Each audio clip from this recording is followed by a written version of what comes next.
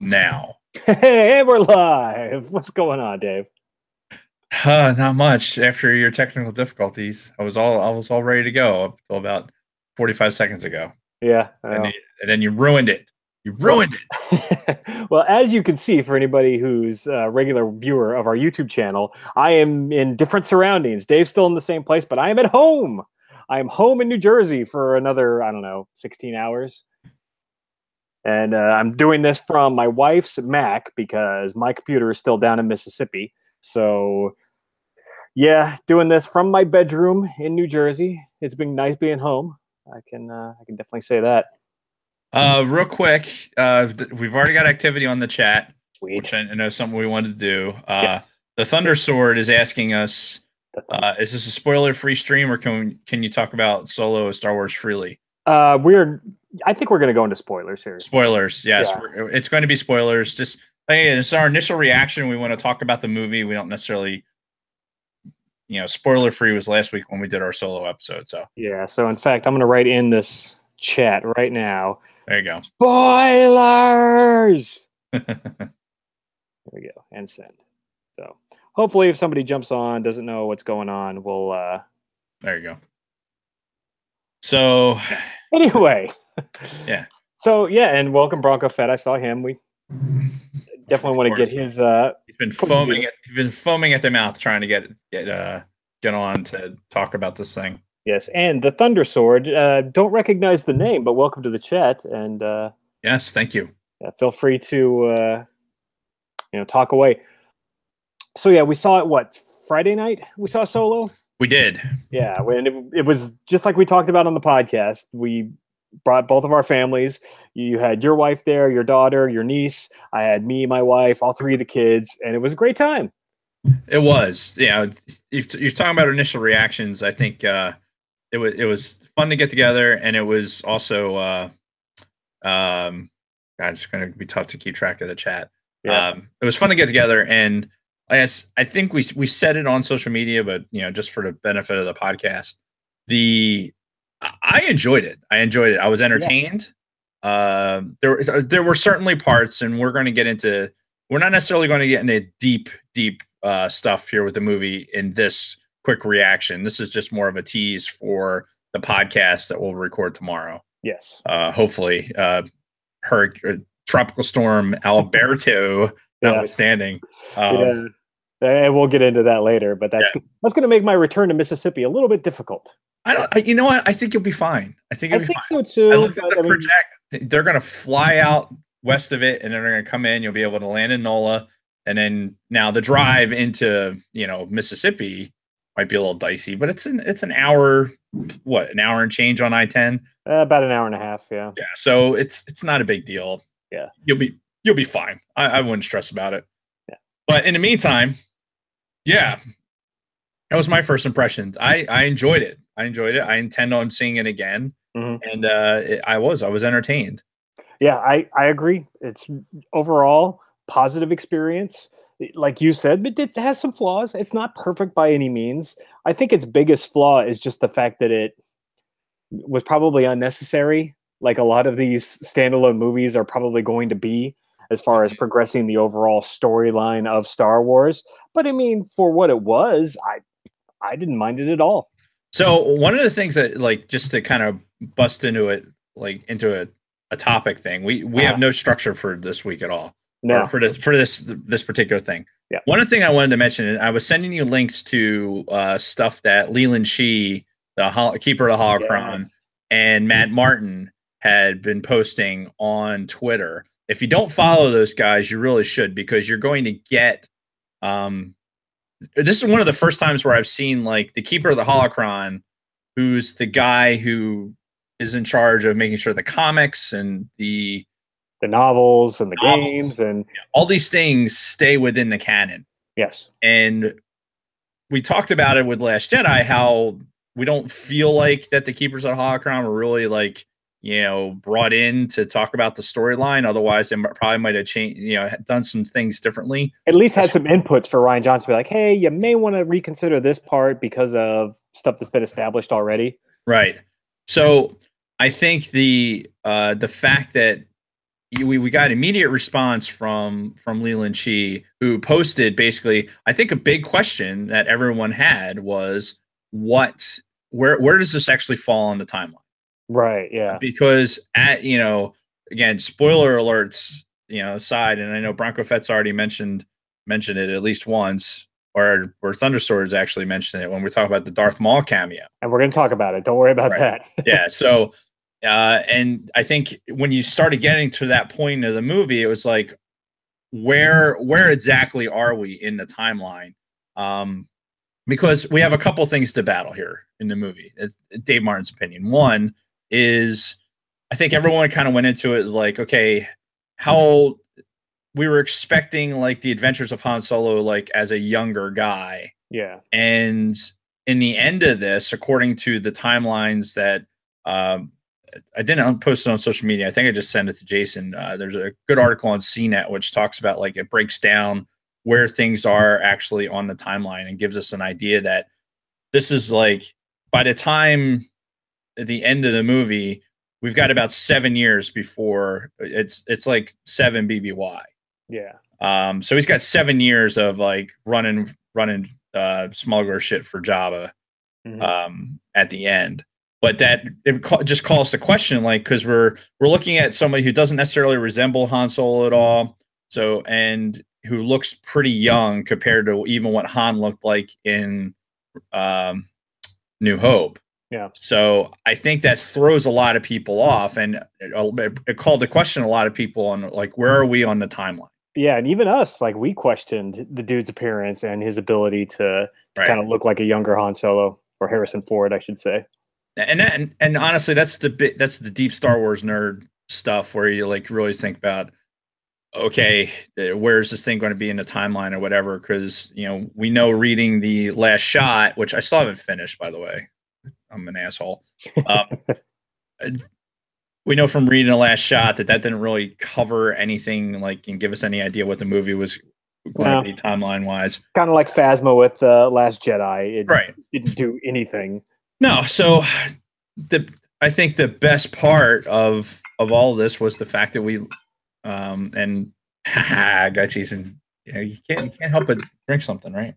I've always got to be drinking something while we're recording. So, with our lowered, my daughter had mentioned it. Our lowered expectations going into it. We were able to enjoy it more, and maybe we're not thinking about all of the little details. And she's probably right, honestly. Yeah. But like I said, overall, aside from some timeline stuff, which I think we'll get into more detail on our recording for the podcast itself. Yeah. What else? I mean, overall for you, what do you think one of the big things are? Well, I mean, the Maul cameo is what everybody's talking about. Right. That's the biggest thing, but it didn't go in directions that I had expected. Like, we had talked about on the previous episode of the podcast that we were expecting some sort of a cameo, Darth Vader, Tarkin, Boba Fett. None of those. Instead, we get a fucking Darth Maul cameo, which, I mean, they did a good job of surprising us, because I was not expecting that whatsoever. That's one of the last people I would have expected to see. True. We also talked in the previous episode about the fate of a lot of these other characters, like Kira. You just assume, especially watching the movie, like Han's close relationship with her. Okay, she's definitely going to die by the end. She didn't die. She's still alive. So, I mean, they did a really good job of going in directions that I just did not expect whatsoever. Thumbs up overall. Like we said, I was very entertained by it, and there's a lot in this to break down, and we'll break it down in episodes of the podcast, and especially upon subsequent viewings, because right now I've only got the one viewing to go off of. Yeah, same. And we probably won't be, I don't know that we'll be able to watch it again before the next time we tape. But I do want to talk about Bronco Fett just can't stop talking about the fact that, like, Chewbacca eats people. Oh yeah, I've seen a few people talking about that. He is an animal, and when he's hungry, he's going to eat whatever he needs to eat. Yeah. But to that end, the introduction of Chewbacca is not what I expected at all. No, like, no. I think that was from a writing perspective. I mean, let's give Lawrence Kasdan and potentially his son, if he really had any real input into it. This is what I think about Jonathan Kasdan right here, right there.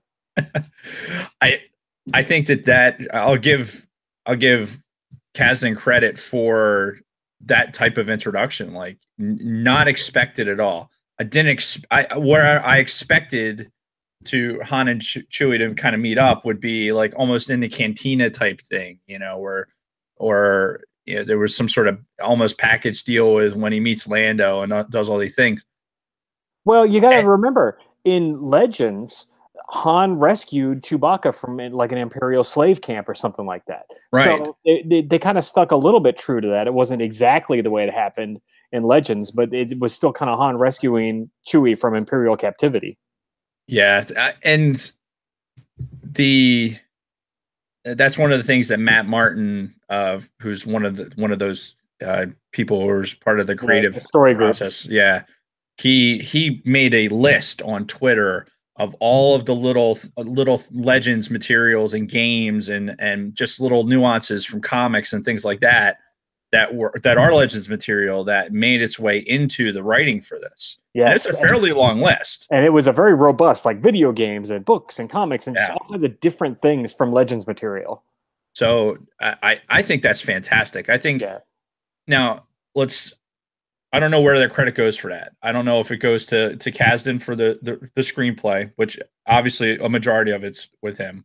Mm-hmm. Ron Howard, you know, it's tough to tell where Ron Howard came in and made a creative influence on some of that. How much George's influence was in that as well, you know, because we know that George had a direct line of communication with Ron Howard. Mm-hmm. And he visited the set. Yeah, he was there for the opening. Like I don't know that we can discount that necessarily. And there is some interesting stuff on the internet about like what that means is kind of like the fuck you to Kathleen Kennedy, which I can't believe you're not all over. You know, it's the I've seen all the videos that are up there, and I think we'll go into this in more detail once we have the full box office numbers and everything else. But man, people they are on her like fucking crazy right now. Yeah, and I'm not unhappy with it. You know, me either. I'll be honest. I'll be honest with you. The fact that they went into, and this could be more because I'm such a Legends like holder honor, whatever. Oh, I am too. But the fact that the reach back is there to make these new stories gives me hope for when they're going to make new stories and these new live action roles and things like that. You know, that they're not afraid to do it. And, you know, I think a big thing, another big takeaway is something you brought up last night is like it's basically open to be continued for the Solo story. Yes, it feels like they made this with a sequel in mind. Yeah, leaving Kira alive like that, the weird Darth Maul cameo, though we know he eventually meets his fate, I guess, in Rebels. He does, but I mean.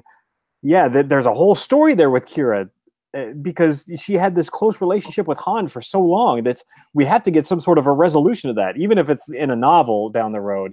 I mean, that's a huge can of worms they just left open to be explored. So perhaps, and it is the one thing, and we talked about it as we were walking out of the movies, is that fuck you, Bronco Fett. No, we didn't need any more holiday special references at all. And and he obviously was upset that it was not Mala. Yes. It was just his Wookiee brethren, which we shared a look in the theater, like, you know, when it was happening. And I was so fucking happy. I was so happy. That might have made the movie for me. Yeah. You know? Yeah, we looked over at each other, made eye contact. You kind of had a grin, and I'm just like, I guess you win that one. And just to keep we got some of the chat people involved. Yeah, let's catch up on the chat real quick. You know, the Thundersword. Sorry, still don't know who you are. So Thundersword, good name though. Yeah. we talked a little bit about the Maul cameo. I think we're going to have to get deeper into that when we talk about the Rebels connection, the deeper timeline connections here, and then what they're going to do with Kira. And oh, by the way, the fact that we were able to, this was a solo movie, which we had questions about whether or not we're going to see any Force users at all. They managed to sneak one in. So yeah, I mean, we didn't really see him using the Force at all, but I mean, but it was obvious. Obvious, it was there. Yeah. So. Yeah, Scott Rasmussen, he's in the chat. Hello, Scott. Yes. So what do you think about this? Because I see Bronco Fett and some others brought it up about Chewbacca eating humans. I don't have a look. It's sure. Why wouldn't they? I mean, they're wild creatures in their own planet, and you figure he's captured by the Imperials. They're not feeding him at all. Go back to survival school instinct. I mean, whatever food they throw in front of you, so long as it's not he wasn't. I doubt Chewbacca would eat another Wookiee. Right. But so if that's your food, and this is how you're going to survive, then that's how you survive. I mean, you don't live 190 years without having that survival instinct. So it didn't bother me at all that was part of it. I thought it was very, very interesting that this is, it was the one time where somebody actually, like, Han never belonged there anyway. Like, yeah. I found the transition interesting from the, like, I'm going to be the best pilot there ever is when he gets signed up, and we'll talk about the Solo reference here in a second. And then fucking next thing you know, he's in, like, Ralph McQuarrie style. I don't know if you picked up on that, but that, like, the original Stormtrooper armor. I don't know if it was Ralph McQuarrie, or, like, think of there's artwork that the samurai version of the Stormtrooper helmet. It's a Stormtrooper helmet. It's not a full helmet. It's got, like, a leather backing with, like, and they got the goggles that come down. Yeah, so it's not your classic. They had the Stormtroopers that were there, but obviously this was, like, he was in an infantry group, like, Operation Human Shield type shit. Yeah. Where we're just going to throw these humans or whatever at the enemy. Mm-hmm. So one of the comments here in the chat where we're talking about shit, where was it? I lost it. Made the screen big and it screwed the whole thing up. The Solo name. The naming of Solo. Yeah, that was a complete retcon for the character, because in Legends material, Solo was just his family name, his last name, because his cousin Thraken Sal Solo was a character in the thing. But now the Empire basically gave him the name Solo. Yeah, it was a Corellian, it was a Corellian name that was fairly famous, and now for him, his although it was interesting because he talked about his father, and it does make me wonder. Like, his father was a shipbuilder, basically, and didn't have a real relationship with him. So it makes me wonder what his now it makes me wonder, like, what's his real name? Right. Yeah. So it's probably Salad. On Salad. Salad. Yeah. Salad. SpongeBob style salad. Yeah, it's interesting that they're changing his character's background so much from Legends material. I mean, I'm not upset about it. I'm just it's kind of a head scratcher, though. I guess the whole Solo name itself was always kind of a little cheesy as it was. Like Han Solo, he always works alone. Yeah, I'm not upset with how they did it. It was surprising that this was part of the. We're on YouTube Live, so you may not want to walk across the thing in your underwear. Do you think maybe you can? I want to ask you something. I can hear you. Okay. Is it okay it's my son Robert. Is it okay if Logan comes to get me at 2? No. Say no. Dave says no. I did. We'll talk in like 15 minutes. Sorry about that. I'm home, so gotta deal with family and everything else. That's why you're home, is to be with family. Yeah. We just happen to be doing this. Yeah. We were talking about the Solo name. Yeah, so I think it's okay. I'm sure there's a lot of people that are. This is probably why Walter Whitko was so pissed, but I'm sure there are some people who don't like it. and who think it's like a really bad idea and just more shitting on the Star Wars universe. Well, I haven't listened to it doesn't bother me as much. I haven't listened to the episode of his podcast yet to where he's talking about it. So apparently he hated Solo. Like he hated it with a passion. It's interesting. I'm curious as to why. I'd actually like to get Walter maybe even on the podcast to talk about why. I told him we'd like to maybe once I get back down to Mississippi we can have him as a call-in guest for the show. Yeah. But, unfortunately, he's not on the chat to explain anything why. Yeah. Now. And if anybody in the chat feels differently, correct me if I'm wrong, but most of our followers, most people in our private Facebook group, it's all been positive reviews. Walter Whitco's review is the only negative one I've seen so far of everybody that I know who's seen Solo. Yeah, of our groups, I think generally speaking, everyone's been even outside the podcast. My Facebook friends and people that are into Star Wars that have seen it, they have had genuinely positive things to say about it. My wife enjoyed it. Yep. Mine did not, though. I will say that she was not a fan of the movie. Well, and we haven't mentioned the word Lando at all. I know, yeah. And it's a dynamite taste because I'll tell you what, we're going to definitely talk more about this, but Lando's first words, it was almost a spot on impression of Billy D. Williams. Yes, exactly. It almost felt like they had taken a recording of Billy saying the line and a recording of Donald Glover saying the line and merged them together for those first couple lines of dialogue. Right. But they allegedly Donald Glover can do an impression, but in interviews, Donald Glover said that it wasn't the intent to do a Billy D. Williams impression throughout the entire movie. Sure, and he didn't. But there was times when it was I think Donald Glover's performance was spot on. The emotions he had, that whole thing we talked about last week about the pansexual whatever thing. Right. It never even came into play. It was everything was in character, calling, you better buckle up, baby, or whatever, saying that to Han. That's just how he talks, and that's just how he was. A very benign comment. The stuff with the capes and all that was so funny. It was great. It was really, really good. There was just enough there to be entertaining. Yeah. And I like I said, I was not disappointed. I think from the very, very beginning, if you listen back to when we started talking about Solo and saw the trailer, I think for both of us, we believed that Donald Glover's Lando was going to save this movie. And I don't necessarily think it didn't need saving quite so much as we thought it was going to. And to David Schmuck's point, you're probably right.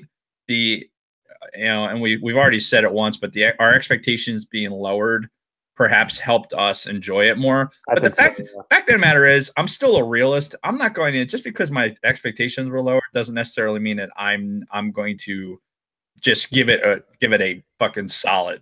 My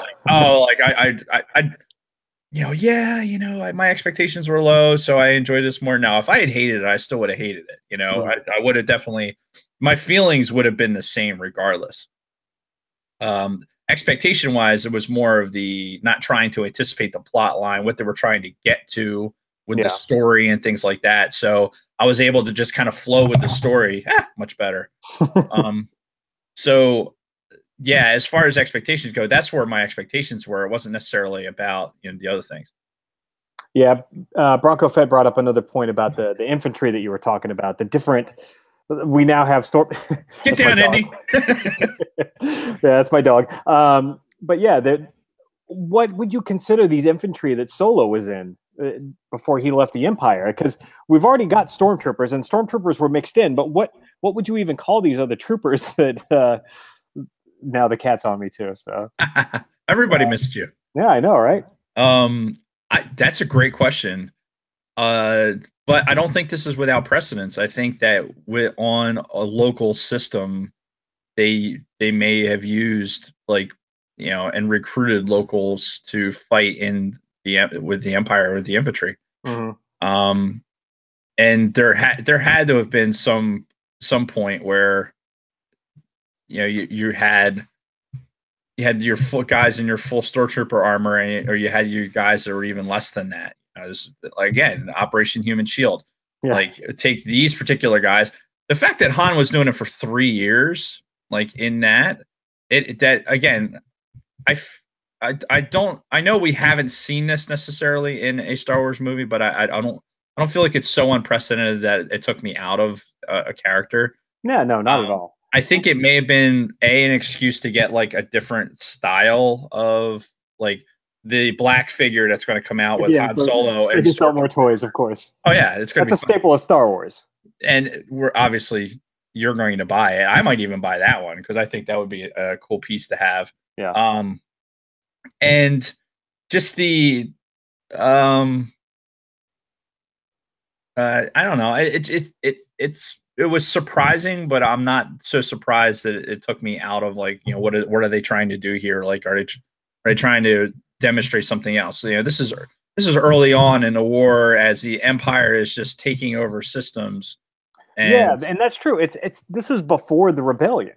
Right. This was long before the actual rebellion was established. So there could be all kinds of explanations for that.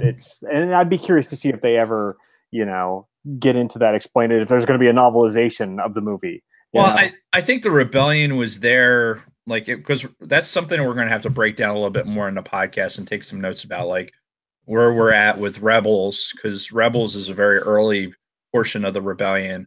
And obviously, you know, Maul had been killed in Phantom Menace, so there was a long time for him to come back into well, yeah, allegedly.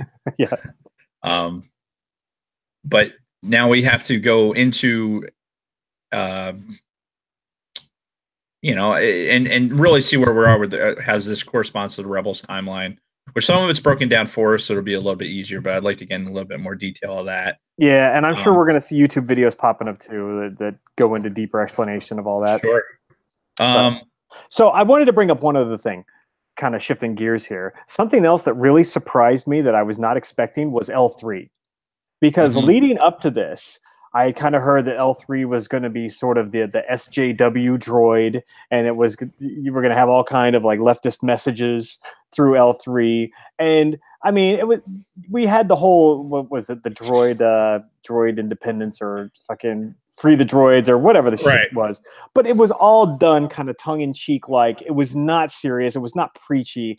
I found L3 to be very entertaining. I thought she was funny, and what I really thought was funny was when Lando gets up and asks her if like she needs anything, and even calling the droid she. Yeah. Yeah, because obviously, like, this is probably the most boisterous droid that we've run into as far as having such a personality. And ask him if she needs anything, and she says, "Equal rights." Yeah. I thought that was pretty funny, and just Lando's reaction to that. And the whole conversation with her and Kira, where she's talking about Lando's feelings for her. Like, how would that work? She's like, it works.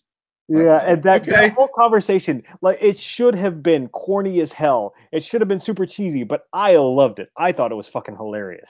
I'm sure there's probably a lot of people that found that fairly corny. Yeah. But look, and this is my daughter Kate had brought this up in the car. You know, about some of the corniness that was in the movie. Guess what? I watched Empire Strikes Back the day before. You know, I posted it on social media that I watched Empire Strikes Back. Yeah. There's corniness throughout the entire original trilogy. Oh yeah. Like the writers and George and everyone, there was always these little jokes, this little bit of corniness, this little campiness. Some of it's worse than others, obviously, but I'm talking about in the original trilogy. Yeah. If you sit there and watch special edition and everything. Right. Well, I watched the special. Obviously, I watched the special edition Empire Strikes Back. Right. Going into this. Yeah, but even in the original cut, like our first introduction to Yoda, right, the most powerful Jedi ever. What is he doing? He's fucking whacking R2D2 with a cane, right? You know, as they're fighting over like a lamp. Like, how ridiculous does that seem now? I agree with you. I have to comment here on Bronco Fett talking about how it takes skill to make a gonk droid funny. Yeah, It was gunk, gunk, gunk. Just the first time we even saw the gonk droid on that planet too, when it was walking around, it's like, oh, hey, there it is. It's the gonk. It's gonk droid makes an appearance. And then he had several more appearances. And then the Thundersword, he just said he's a random Finnish guy, and he found the channel and was like, I should subscribe. Thank you. And also subscribe to the audio podcast while you're at it. Yes, you can go on iTunes and subscribe if you enjoyed this. Yeah, I'm glad we could reach out and get somebody out there just with the title. Yes. So that's awesome. Yes. David Schmuck talked a little bit earlier in the chat. We were talking about some of the Easter eggs. They mentioned Bosk. They mentioned him by name. Yeah. Right.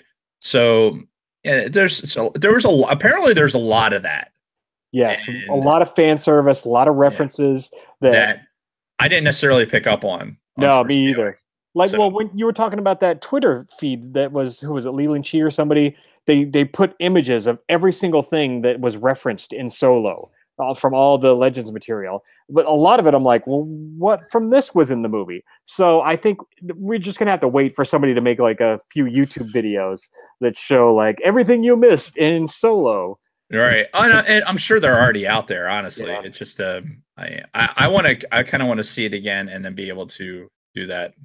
Why? I completely forgot. I think it was yesterday. They just released a new Honest trailer for some Star Wars stuff, and I haven't even watched it yet. It's like all the hold on, let me just look it up so I don't say it wrong. I don't think it was just yesterday. I think that was a while ago. It was like an Honest trailer for all the other. Yeah, for all the. It included like the Ewok movie, holiday special, and all that. Yeah, that's been out for Star Wars spinoffs 4 days ago. Okay, my mistake. Yeah, I think Bronco Fett had posted it because he posted it in the group because there's a lot of whip stir bullshit. Oh, is there? Oh yeah, I need to watch it. If you haven't watched that yet, you need to. It's fucking hilarious. It's it busts on the holiday special, verily, and I enjoy that. Nice. Yeah, I've been obviously kind of busy the last 4 days, with back to Jersey, seeing my family, you know how it goes. Whatever. Diabetes origins. Yeah, it's funny. You'll have to see it. Yeah. I'll watch it. We'll talk about it on the podcast. One of the things that Bronco Fett does mention too, as we're jumping around here trying to get the chat involved, is you mentioned that we don't see Maul use the Force at all, but apparently he brings the lightsaber to him in the holographic image. I was watching it. I was looking directly at the face of because when I was looking at the face, it took you to tell me that it was Maul. I just thought it was another. Yeah, that it was Ray Park because maybe had just a little bit more weight in his face or whatever. Yeah. But I'm like staring at it, trying to figure out like, is that Darth Maul? Is that Darth Maul? Yeah. And I really wasn't paying attention to anything else. Like I didn't pick up on like the mechanical legs and the other shit that other people had. I had to stay. You had left with the boys to go to use the head. Yeah. And I stayed and watched the credits to the point where I saw Ray Park as Maul. Okay. So that was like my confirmation. I'm like, okay, it had to be him. Well, you got to remember, I've met Ray Park in person, and I've actually had a conversation with him. So, I recognize his face. I'm like, that is Ray Park as we're watching it. Name dropper. Yeah, I know. Yeah, sure. I paid to see him, and whatever. Oh, by the way, my wife made a comment that says you need to burn that shirt. It's like horrible.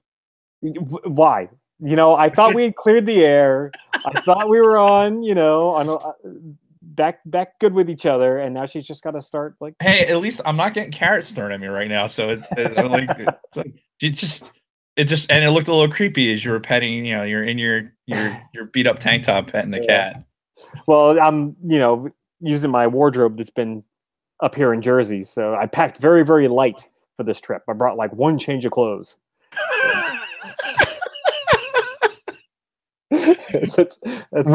Rob is low crawling right now through the room. This is gold right now. This is YouTube gold. Rob, why? What are you doing?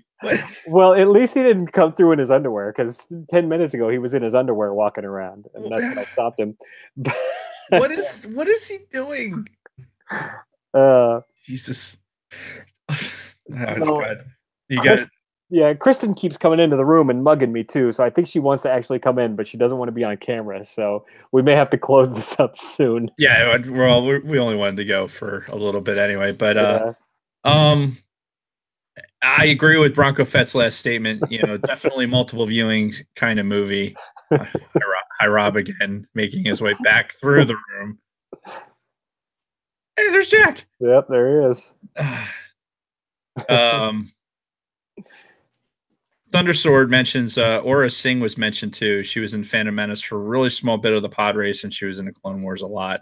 Yeah, we definitely we have to. Yeah, get like a list of all these references. Yeah, for Solo, because and see it again. I think the big thing is we're going to have to see it again to really. And I would anticipate get a handle on it.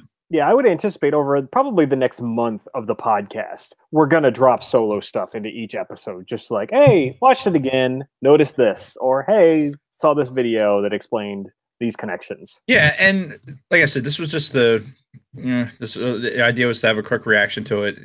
Tell basically the world who's listening, that we enjoyed it. Yes. We enjoyed the movie. We recommend it. There's definitely a lot to talk about. It wasn't a perfect movie by any stretch of the imagination. It's really, really tough to be perfect these days. Yeah. But is Rob still laying behind you so he can pet Indy? Or he's no, he's going back and forth to the closet. All of his clothes are in that closet right there. So as long as Jack and Indy don't start humping on the bed. At that point, we're just going to stop the broadcast. That would be pretty bad. They would change our rating. It would be worse. Adults only. But speaking of it not being a great movie but still being entertaining, I gotta say I may get a lot of shit for this. I liked it better than Last Jedi, so take that for what it's worth. Look, for our loyal listeners, the anticipate. Yeah. Starting. It's starting. Yeah. The mating ritual has started. Yes. We're going to be obviously breaking down Solo, more completely. We talked about doing this when Solo was out, doing a re-ranking. Mm-hmm. Hey, Jack. Here he is, the cuddle bug. Yeah. Re-ranking the movies, and once they've come out, kind of going back to our, one of our first episodes where we ranked all the movies. We're going to go back to that and see where Solo lies and see where even some of how we feel about the other movies. Yep. Where everything breaks out. There's not enough carrots in this particular episode. The carrot count has started. Yeah. I like how Bronco Fett and Scott are like in unison here with like 1 carrot, 2 carrot, 3 carrot, 4 carrots. Yeah. If there was a bag of carrots icon, that would be like the best. Yes. The best. So find it. Otherwise known as bag of dicks. I do like how Kathy says she almost started to feel guilty about that too. Almost. Oh yeah. One of the reasons that we're not in the studios, even though Jason's in Jersey, is the equipment that we actually use, Jason uses to edit and do all the other things is still in Mississippi. So right. we would have been lacking. We would have been in there, probably could have fudged it a little bit, but it would have taken time. And the idea is not to eat up time doing a podcast while Jason's home with his family. Yeah. Really is what it comes down to. So this was a good compromise, and then we'll record a full episode once I'm back in Mississippi. Indeed. So just to wrap everything up, look for another episode potentially Monday. I think I want to try. I'd like to try for Monday if we can. Yeah. Hey, you never know. You might get home early enough from as you're making your way back to Biloxi. Maybe you stop at the theater and you pop in and see it again. That'd be ideal, but I mean, we're also going to have like a tropical storm blowing through at that time, so I don't know what the deal is. Perfect time to be in a movie theater. Ideally, yeah. So, and it is at a slightly higher elevation than the rest of the city, so yeah, it's not going to be that bad, honestly. It's if you look at the models, it's not whatever. But, yeah. Anyway, yeah, we'll do a full analysis of Solo in that episode. I don't know how the hell we're going to keep it to an hour and a half, but if it's a two-parter, it's a two-parter. But we'll just have good notes and plan accordingly. Yeah, in fact, we may have to do that. So be prepared for a potential two-parter for Solo. But we did that for Last Jedi too, didn't we? We Last did. Jedi review ended up being a two-parter. So it's not without precedent. Nope. And I do want to mention this because I may forget when we talk about it again. It was something to refresh in my mind. Mm-hmm. At the end, towards the end of the movie, before it might have been after Akira had taken off. I'm not sure, when they're coming back to the that warrior tribe. Yep. Which I gotta get more details and figure that out. The pan-in shot, you see there's like a couple of kids with helmets on that had the aerial that made them look like Mandalorian helmets. I don't know. The Bronco Fett. Did you pick up on that? Because there was two of them. There was two. They're like two kids sitting with like, honestly, like Bronco Fett style. His early helmet design. Yeah. They were like white, and they had like the aerial coming up off to the side like that. Yeah, I totally missed it. Yeah, it was something that I noticed as they were panning in on the shot, and then they had the freckly faced girl waiting for Solo to walk up with all the goods. So I'm waiting to see if Bronco Fett picked it up. He hasn't responded on the chat yet. We're in a delay a little bit. So. Anyway, that's all I had for this. The score was great. I think the score was a lot better than Rogue One. Yeah, we talked about it in the private Facebook group. That one section where they were doing the Kessel Run, it was like an amalgam of a whole bunch of different tracks, mostly from Empire, because you had pieces of the asteroid field theme. You had just the main Star Wars theme mixed in throughout that. Imperial March was snuck in there. Yeah, it was really, really well done. The score was excellent. Bronco Fett had posted in the Facebook group as well. I had already ordered it. So the soundtrack? Yeah. Oh, nice. So if you haven't seen it yet, go see it.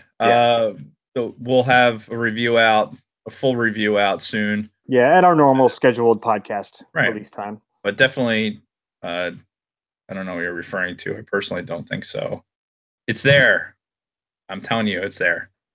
If I have to, I'll sneak a picture of it, and next time I go in the theater and see it. But it's a quick shot. It's a pan-in shot, and there's two kids with like Mandalorian helmets on, because like I said, it had a helmet with like an aerial on the side that comes off.